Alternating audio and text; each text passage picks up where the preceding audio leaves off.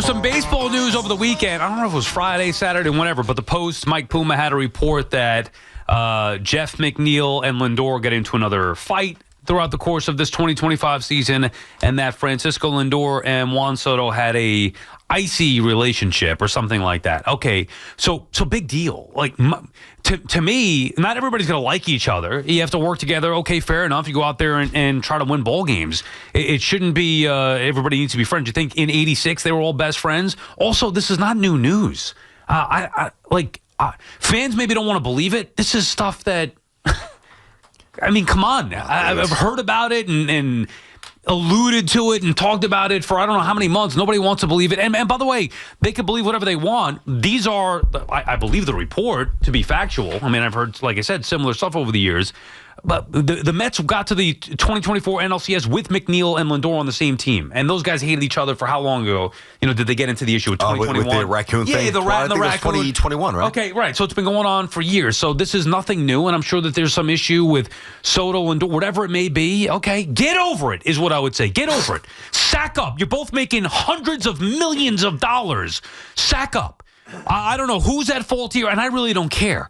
I know Soto was an absolute beast, and if I had to pick one, I'm picking Soto and building everything else around him. But neither of them are going anywhere, so it's on Carlos Mendoza and the Mets to figure out how to get them playing together. And even if they hate each other, I don't care. It can't impact the team in a negative way, and I really don't think that had much to do with the Mets' struggles this year. There was a point where Mike and Chris didn't even speak to each other during commercial breaks, and they were still one of the absolute greatest shows in the history of shows. I mean, if you're talented, if you work well together, you can still achieve ultimate success. I do agree. You know, listen, it's in the corporation, in the real world, there's not going to be, every relationship is not going to be, what we would want it to be. In a perfect world, we'd all get along and everything would be easy and everything, you could trust people. But as we know, there's all different shapes and different personalities, and everybody doesn't always fit. So I'm okay with that, provided the pieces work. Jeff McNeil's not good enough to have any issue here, so I just got to get rid of him. Like, I get it. If Jeff McNeil was hitting 320 and still winning batting titles, I'd tell Lindor to just get over it and shut up. Now, I also do think it's going on for a while, so there is such a thing to have like an early flare-up and then maybe get some resolution, and then it never really fully goes away, the tension, and it resurfaces a couple of years later. And at that point, if the player is not a difference maker and Jeff McNeil is not, then I would just move on from Jeff McNeil, and I think they're going to try to trade him, and they've already got a new second baseman, so that's one thing. The other thing that I don't get, and, for the quote-unquote captain, and he hasn't been officially named captain, why all these little flare-ups with some personalities on the team? Like, what is the deal with Juan Soto? Is it from the WBC? What the hell's the deal? Is he jealous because Soto came in and stole some of his shine or his mojo, whatever it is? I don't know. But, I mean, McNeil should be on bended knee thankful that Juan Soto came to Queens to bat in the first third of the batting order. Lindor, yeah. To make the Mets offense, and they're going to need some more things here, more potent and eventually good enough to win. I don't get it, but I do believe in when there's smoke like this, that there probably is just maybe an unfixable disconnect in personalities, and McNeil's not good enough. Just get rid of him. Yeah, but I mean, I wouldn't make that the primary reason. They stuck with McNeil forever. I would have traded them years ago for the same thing. This is not a shock. Like, they joke around publicly and calling him Happy Jeff. So we know Jeff has always been a selfish player. Yes. And years ago, they should have made the decision to move on. I thought they were going to, when Buck Showalter took over, I thought they were going to move McNeil to third at the very least, because I didn't think that the two of them, Lindor and McNeil, could work as the double play tandem up the middle. And then they had him play second base, and they actually had some success. So I was shocked at that. But that, you're going back 4 or 5 years. Like, the issue with McNeil to me is nothing new, and the Mets have known this, and maybe they just can't get proper value on the trade market for him, and they're paying him whatever they're paying him, which is overpaid for McNeil. He's just not that good. At this point, you might as well keep him and have him be, unless you could get a proper return, you might as well keep him and have him be the first player off the bench. Can play a little third, can play a little second, can play some corner outfield. And again, you know me, I want him off the team. I know you do. But you tell me you've stuck with him all this time. The proper role for him would be a bench player, a utility player. You can't ride it out with one more year, assuming that there's no value there. What, because Lindor doesn't like him? He hasn't liked him in forever. I wouldn't ride it out for. To me, it's unnecessary. I get you. I know he could play around, play some left, third. I get it. There's versatility. You're just giving him away? Yeah, I mean, I'm kind of, I say to myself, $15 million. He's not going to play second base when you've already got one. Somebody takes the full contract. Sure, it's got to be You're not just going to dump him for nothing. No, you're not going to DJ LeMahieu him because he's still a functional baseball player. I'm not saying that at all. But, maybe you have to nibble off, $2 or $3 million, $4 million or to further incentivize somebody to take him. Hey, here's a low A arm, the rookie ball, whatever, low A that throws 98 that we don't really know about, but he's intriguing. Take him as well, just so we don't have to eat money or whatever it might be, or to get a player that we think could be more serviceable or as serviceable in that kind of flex role that we think Jeff McNeil could do. I just, really, I really would like to get to the bottom of this Lindor stuff because McNeil, to me, that's almost an ancillary piece. Like, he is what he is. All right, so you got a little issue reportedly with Soto. You definitely have an issue with McNeil. Even when before Nimmo was traded, remember that? There were whispers and there were reports and there was some innuendo that Nimmo was a little, I don't want to use the wrong word. I'm not trying to make it more than it was, but either disgruntled or disenchanted, something along those lines. Well, he wanted to be the captain. Where he wanted to be the captain. Yeah. Lindor wanted to be the captain. Nimmo wanted to be the captain. Yes, and I respect that because I think Nimmo had captain characteristics, and I think Me too. I thought Lindor did, but I don't really think that anymore. He's just a good player at this point. But you can have more than one person wanting to be the captain, but I don't know if you really respect the other guy who's viewed as the pseudo-captain, truly respect him, that it would turn you off if you're not named the captain. I don't know, there's no equivalent on the Yankees. I'm trying to think of Aaron Judge, but I feel like there's a little disconnect, or there was a little with Nimmo and Lindor as well. I don't know. Remember with Lindor, some issues go back to what Jason Kipnis had to say about him in Cleveland as far as being not a leader. I don't know if he called him a fraud or something like that. Anyway, I don't even want to go down this road again because I really don't think it matters that much. Do you think? Now, we could get into it, sure. I understand that people are going to want to talk about it. It's hard, though, because we don't really know, the depth of if there is a personality issue. You just got to get better players. That's what matters for the Mets. If you read the article, and this is all stuff that I have heard before, so I believe it to be true. Soto is businesslike. He's a machine. He wants to go in there. He's not about the fanfare and the fluff. He's workmanlike, wants to go in, takes baseball very seriously, and go attack each pitcher, each at-bat, all that stuff, and win. And I love that. That's what I want. I want somebody who's all business. Now, you want to have fun along the way, too, but we're talking about trying to win games here. I don't need the guy who's looking for attention or cares about being a captain. I'm not saying anybody specifically. I'm just saying Soto was not that, which is why he thrived with the Yankees. Judge could be the captain. Let Soto go to work and be the machine that he was. Obviously, he put up monster numbers with the Mets here, but when he got better, it seems like the team got worse for whatever reason. Maybe other people were jealous. I have no idea. What I know is Soto's not doing anything wrong. I don't care if he's not nice or hard to get along with. Marte and him have a great relationship. Other guys are having fun with him. So everybody's going to always have something to say about somebody, whether it's Soto, whether it's Lindor, whoever it may be, McNeil, Pete, whatever. Pick a guy. It could be anybody. The Yankees. Not everybody's going to get along. Not everybody's going to be the same personality. I do not believe that is the reason why the Mets fell short a year ago. I also believe that whatever issues they had need to be hammered out like adults. Sit them down together. Tell them that they're the leaders of this team, whether it's captaincy or not. I don't care about that. I'm talking about you can't have a divided clubhouse. I'm not saying that it was. I'm just saying in general. You don't have to like each other. You do have to play together and win as a team, and somebody needs to be able to figure that out because neither guy's going anywhere. Yeah, that's a conversation that I would certainly have with Soto and Lindor. For me, that point is expired. I wouldn't even waste my time having the conversation with McNeil and Lindor. Right. Again, you're going to find a suitable deal. You move on. And even, listen, if it's going to be to the detriment of the overall morale of the team, which it may or may not have been to an extent last year, but there were a lot of people who are at the ballpark every day that were saying something's a little bit off with this team. Not saying it's Lindor's fault. Not saying it's all McNeil. I don't know what Soto's role, although I agree. He just wants to play baseball. I don't know how that would turn anybody off. I don't know what it was. I don't know if it was Nimmo wanting to be captain. I don't know. I don't know. But what I do know is even if you like the goal was to fix the McNeil-Lindor thing, his contract's up. You're not going to sign him again anyway. Right, just move on. Preemptively, just move on and just rid yourself of one relationship that, let's face it, hasn't been great. BT and Sal on the fan. Chemistry's always some kind of issue. There were different issues with the Mets years ago when it was Scherzer and Verlander and DeGrom. I remember. We talked about things like that back then. So it's always, especially when you lose, it's going to be brought to the forefront. But I do believe that there was probably, I don't know if it resentment or jealousy, or maybe the Mets just feeling like, when I say the Mets, I mean some of the players in that clubhouse, maybe feeling like they didn't need the big superstar in Soto, and then he comes in with that mega contract. Didn't need Soto. I mean, those people are nuts if they're thinking that. Didn't need Juan Soto. I'm just who the hell's thinking that? Well, I mean, outside of Lindor, who's a good player. I mean, Pete's really good, too, from power. But, I mean, if the Mets were thinking that, then their mindset is ass backwards. I'm just saying they went to the NLCS. If you're the player there, you could understand that rationale. Thinking, we don't need this guy. I honestly, Sal, I couldn't understand that. I think there's certain situations. I think I could understand it more in basketball, where the arrival of somebody is going to directly impact my usage rate. Like now, Curry didn't have an issue with it, neither did Klay Thompson. But when Kevin Durant went there, they could have been saying, "Hey, we're already champions. We don't need this dude." That's 20 shots fewer for myself and Klay, and sprinkle in a couple for Draymond when Draymond was still a really good player.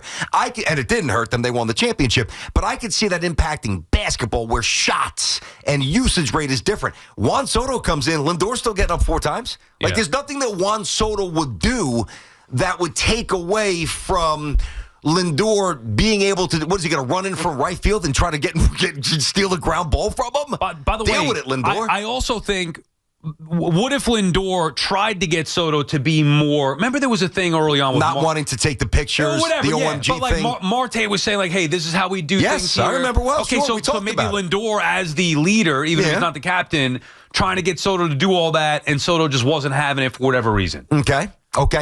So then you can't really blame Lindor. I agree. And I'm also not blaming Soto because let him be himself. I agree. But provided, Lindor eventually got the message and said, all right, this isn't working. Let him just be the technician that he is.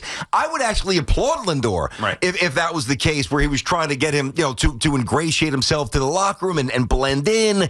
There are some people in every job and in the workforce, every job market, where they just put their head down and they don't want any interaction. And it's funny, or not as much interaction. I referenced Mike and Chris before. Now, I wasn't in the newsroom. You were. I wasn't here back then. We know that there was a point where they couldn't stand each other. Then, of course, but they're still among the best of all time, without a doubt.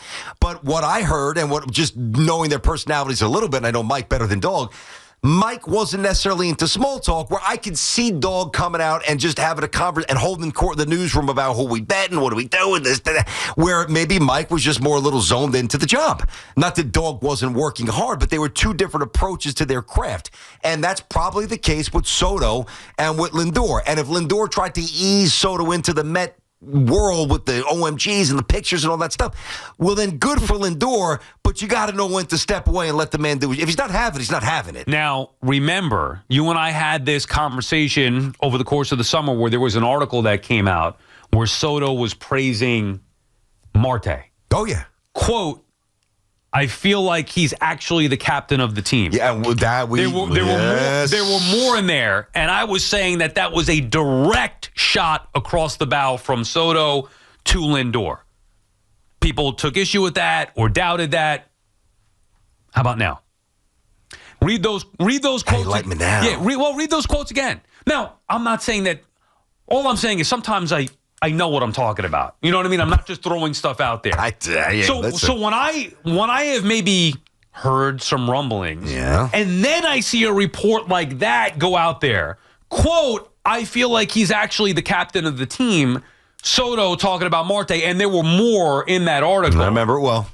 I'm thinking, oh boy, he's now laying it on thick. Maybe Soto just doesn't like Lindor. Yeah. Sorry. And by the way, that's okay. It may not be Lindor's fault.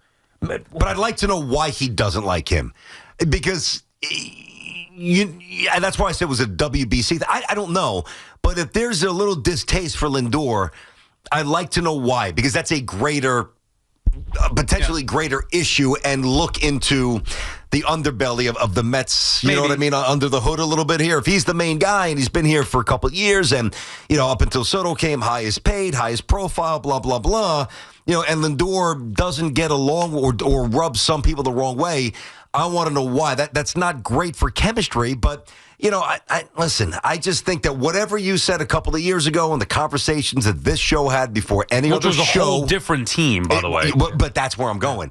It's morphing into a completely different team, which in a lot of ways underscores what you and then what we said. Because Nimmo, gone, okay? I think the Pete deal last year was just almost a mercy deal where the owner's like, I don't want to hear from the fans. Give a deal. Get him here. Just get it done. We'll kick the can down the road. So Nimmo's gone, okay? McNeil's going to be next here. Now, it's just, it's happening, people. I don't know how else to say it. Whatever was said a couple of years ago, it may have been a little bit early and ahead of the curve, and maybe you didn't want to hear it then, but it's proving true. BT and Sal on the Fan, our friends at Town Fair Tire remind you that at Town Fair Tire, you always get the guaranteed lowest price on name brand tires from Connecticut to Maine. Nobody beats Town Fair Tire. Nobody. Harris is calling from Long Island. What's up, Harris? Hey, how you doing, guys? Good. All right, listen, well, you hit on most of it. I was about to say that, first off, McNeil, just let him go. I know you guys just get rid of him. Up. Yep, get rid of him. Not worth listen, it. you think he's a guy off the bench. I don't think he thinks of himself as some guy off the bench. Get him out. As far as Lindor, I've heard, too, that he is not loved in that clubhouse. I'm not going to say, look, I'm not going to get into who I hear things from, and it's not important. The point I'm saying is that I've heard that Lindor is kind of known as a selfish guy. He's obviously a good baseball player. He's one of their two best players, and you don't need Soto and Lindor to be best friends, clearly. And the tonic is winning. So if the GM this offseason can put together a team that is good enough to just, they have to win the world. They don't have to be a 95-win team, but it can't be another 83, 84 win, barely, trying to sneak into the third wild card team, or these kind of stories are just going to explode, and that's all that you're going to be hearing about is Lindor and Soto don't get along, and it's going to really ruin what they're trying to do. It's going to make for a long summer. Well, I think last year, Harris, good points, good call, appreciate it, buddy. I think last year was if they needed to really see it again or hear it again, I think last year was like, okay, this is not the way we can't move forward with this. Now, the starting pitching giving you no chance to win, the bullpen arms they brought in, throwing, gas on the fire. Understood. There was a lot of reasons why the Mets only won 83 games and colossally underachieved a year ago. And listen, I think depending upon the situation, you mentioned like the 86 Mets. I mean, Keith and Darryl were swinging on each other at picture day. I know, may he rest in peace, and my God, he was awesome. But, a lot of the guys used to make fun of Gary Carter back then. Now it's all, he was a great leader, a great captain. He played so hard. Darryl says, I wish I was more like Gary Carter. Right. He says that now. Because Gary, very religious, didn't drink, didn't step out on his wife, really was, a well-moraled, well-principled man. And a lot of those guys back then were not. But they made fun of him. They didn't hang out with Gary Carter. Reggie and Munson, Alex and Derek, when it first started with the Yankees. That's fine. If you've got a lot of talent, if you're a fringe team, then that's where chemistry matters. Yeah, okay. The Mets were relying heavily on chemistry in 2024 because they didn't have enough talent, so I'd rather have the talent every day. And I also don't think it's the chemistry that sunk them this year. That's my bigger point.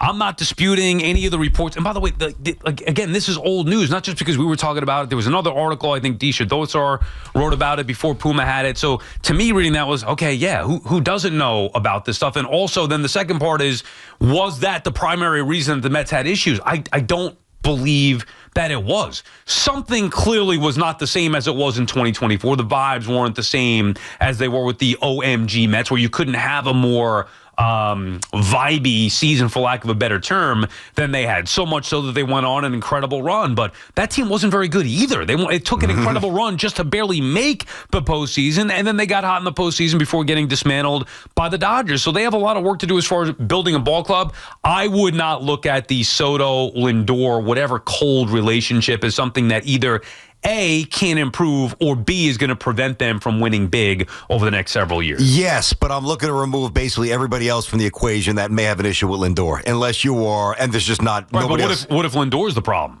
You can't just say, well Nimmo's the issue, Soto's the issue, McNeil's the issue, whoever else. I hear you. But listen, getting rid of Nimmo was an obvious baseball thing. Yeah. No arm, not on base the way he used to be. The issues, declining. The injuries, declining stuff, the contract not great moving forward. That's a baseball-driven move. I listen. Lindor very well might be the issue, but I'm not even saying that he is. I know you're not. I'm just saying, like, you could say, well, get everybody else out. Eventually, you can have nobody on the team. But I get it. The Bucks got to stop somewhere.